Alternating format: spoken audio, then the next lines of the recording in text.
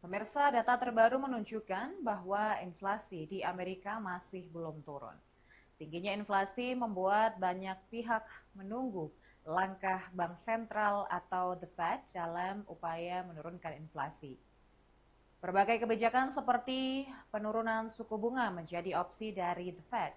Namun, banyak pengamat ekonomi meyakini The Fed tidak akan membuat langkah agresif agar dapat menurunkan inflasi di negeri paman Sam tersebut.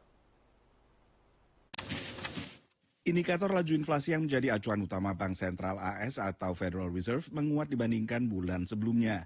Indeks harga pengeluaran konsumsi pribadi atau PCE naik 2,3% secara tahunan, menguat dari 2,1% bulan sebelumnya. Karena masih sesuai ekspektasi, sebagian pengamat menilai ini memperkuat kemungkinan The Fed memangkas lagi suku bunga acuan pada pertemuan selanjutnya pertengahan Desember.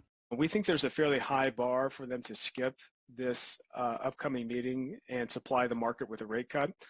Reason being is that oil prices in general have moved lower, and the cost of goods has remained fairly flat, and so there hasn't been a whole lot of upside pressure on prices outside of the service economy, which continues to do fairly well. You put it all together, we're not too far away from the Fed's 2% goal.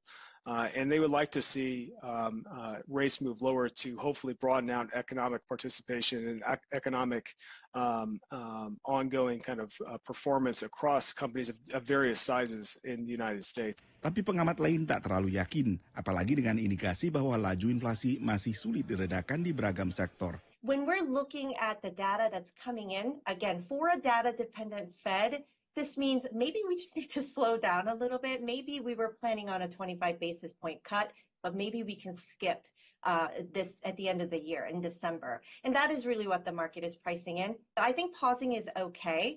I think the markets and the Fed watchers know that this is a cycle. The Fed isn't going to cut twice and then just wait forever.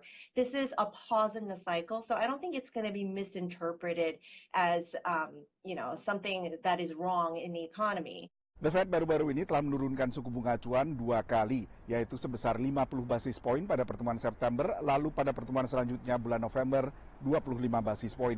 Pertimbangannya saat itu, laju inflasi telah mulai terkendali, tapi pada saat yang sama ada kekhawatiran soal pasar tenaga kerja dan dunia usaha yang terus tercekik suku bunga tinggi. Sebagian analis menilai penurunan suku bunga acuan bakal berlanjut, tapi tak sesering setiap pertemuan. The Fed acknowledges that the economy is remaining fairly resilient, is not in need of rate cuts, implying that we're not on the precipice of recession. And at the same time, I think they want to keep their powder dry if in case the economy does show a quicker demise. So right now, the Fed does not want to keep rates high for too long, thereby strangling economic growth. But at the same time, it doesn't want to end up re-stimulating inflation.